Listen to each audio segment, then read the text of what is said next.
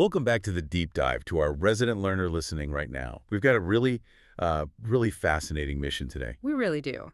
Yeah, so today we are digging into an incredibly insightful document.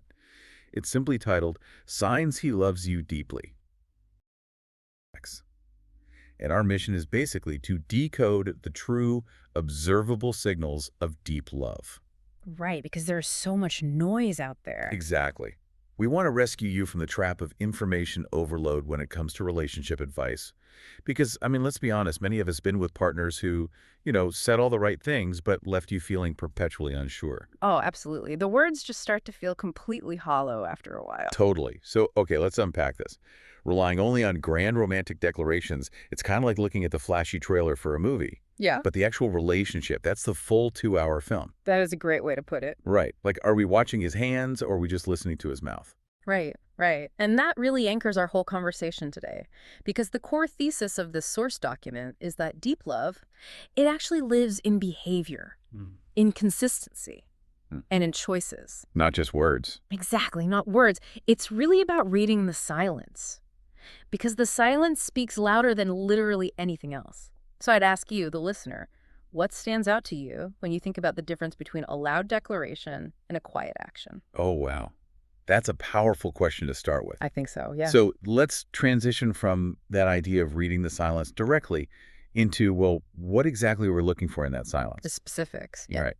And the source hits on two major signs right away. Sign 1, which is he pays attention to the details, and sign 8, he makes effort long after the beginning. What's fascinating here is that most people are really only half present in conversations. Yeah, that's so true. Like they're mentally composing their next response. But a man who is deeply in love, he catches what you didn't even mean to reveal. Give me an example of that. Well, he remembers exactly how you take your coffee, sure, but he also remembers the name of your really difficult colleague, and he'll actually follow up on something you casually mentioned a month ago. Oh, so it's not just the big stuff. Exactly, because love is not a destination you just coast through, right? It's something you actively tend to.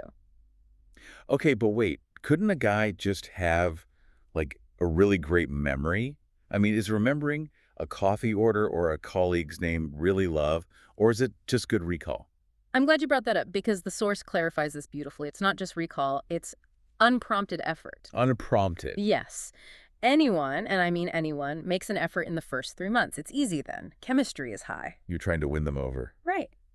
But true, detail-oriented love is quiet. It accumulates over time. And it proves he listens to what you meant, not just what you said. Not just what you said. I love that. Because he pays such a close attention to your details, he actually knows what makes you happy. He really does. But, knowing what makes you happy and actively prioritizing it, those are two very different things. Oh, entirely different. Which leads us to what happens when choosing you actually costs him something. Right, the sacrifice part. Exactly. The source covers this in sign 2. He makes your happiness a priority. And sign 3, he chooses you consistently. And it brings up James Bauer's concept of the hero instinct from his work, his secret obsession. Which is such a crucial psychological framework here. It really is. Here's where it gets really interesting. Infatuation is like fair weather sailing, right? Okay. But deep love is weatherproof. Oh, weatherproof, yeah. Because anyone can be wonderful on a romantic weekend away, but what does he do on a Wednesday when he's just exhausted and you really need him? That is the real test. Because a man who loves you deeply, he doesn't see your happiness as a burden or an obligation. He doesn't resent you for it. No, not at all. He factors you in even when it's inconvenient for him, like suggesting your favorite restaurant when he really wants something else, or rearranging his Saturday plans because you need him. It's those ordinary moments. Exactly. He chooses you in the ordinary moments that absolutely no one claps for. So true. But let's talk about the hero instinct part, because the source brings that up to explain the why behind this. Yeah, James Bauer's concept is fascinating. It's basically this deep psychological need that drives a man's emotional investment. So it's not just about, like, opening jars for you? No. It explains why some men make your happiness central, while others, just keep you on the edges of their life.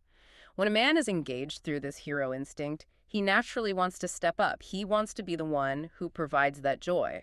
And when a partner consistently chooses you like that, prioritizing your happiness even on a tired Wednesday, it builds a specific environment. A safe one. Right, an environment defined by emotional safety. Which brings us to sign 4. he is emotionally present with you. And sign 7, he protects your peace. Two of the most important signs on the entire list. I agree. But I have a bit of pushback here based on how society works. Society often praises men for being really stoic, right? And criticizes them for being soft. Oh, constantly. So how does a stoic man actually show emotional presence without feeling like he's failing societal expectations? That's a really valid question. If we connect this to the bigger picture, true emotional presence often goes completely against that societal grain. It takes courage. Immense courage. It means sitting with you in your sadness instead of immediately trying to apply logic to fix it. Oh, the logic fixing. We Yeah. all know that move. Right. Here's a spreadsheet of how to solve your feelings, but a deeply loving man overrides that. And he admits when he's wrong or scared without performing that false confidence we see so often. That is so freeing. And I want to ask you, the listener, to just evaluate your own nervous system for a second. Think about your relationship. Does it make you feel more at peace or less? Your body always knows. It does. Because the source insists that the right man is fundamentally on your side. He doesn't manufacture drama or insecurity just to keep you close. No mind games. Exactly. He keeps his word because he knows that broken promises and deception, they create this low-level anxiety that you'd have to carry all by yourself. And that's exhausting. It really is. Yeah. Instead, he makes you feel settled. Settled is the perfect word for it. But having a calm nervous system and a protected peace doesn't mean a couple will never disagree. Right? Absolutely not. Disagreement is inevitable. Right. In fact, true emotional safety is put to the absolute ultimate test during conflict. And how a relationship survives that conflict really determines if there's a shared future. Yes, the crucible of conflict. Exactly. So let's look at sign 6. He respects you, even when he disagrees. And sign 5, he talks about the future, with you in it. These two are so deeply connected. They really are. So what does this all mean? It means looking very closely at how he fights. If respect during a disagreement is like a structural foundation, well, if it crumbles during an earthquake, meaning an argument, the whole house collapses. That is a critical distinction from the text. The source makes it very clear that love without respect is not love. Wow. Then what is it? It is possession. Okay, that's heavy. Love without respect is possession. It is. A man who loves you deeply, he won't use your vulnerabilities as weapons when he's angry. He won't use the things you told him in confidence against you. Never. And he won't belittle your opinions just to win a stupid argument. He fights fair.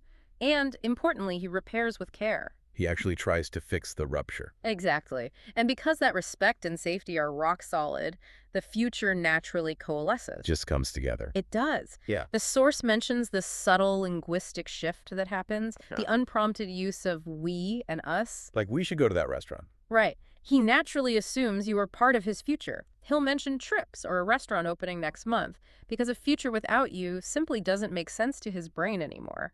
That is so beautiful. And it happens without you having to drag it out of him. Exactly. No ultimatums required. All right, let's recap this journey we've been on.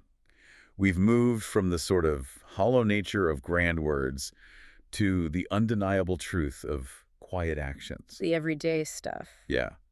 We've seen how sustained attention leads to consistent choices, how that consistency breeds a peaceful nervous system, and how respect during conflict paves the way for a solid shared future. This raises an important question, though, and I want to remind the listener of the source's ultimate reassurance here. What's that? Deep love is not a puzzle you have to solve or a test you have to pass. If you recognize these signs, you are allowed to simply trust it and just be loved. Just let yourself be loved. I love that so much. And I want to leave you, our listener, with a final thought to mull over, just building on what we said about peace and settled nervous systems. It's a big shift for some people. It really is. If you spent years conditioned by unpredictable, chaotic relationships where love felt like a constant anxiety attack, what if the hardest part of finally finding this quiet, steady love isn't actually locating it? That's the real kicker. Right. What if the hardest part is unlearning your addiction to the chaos so you can finally let the quiet love in? Ooh, that is something to think about. It really is. Thank you so much for joining us on this deep dive today. We really hope this gives you some clarity. Catch you next time.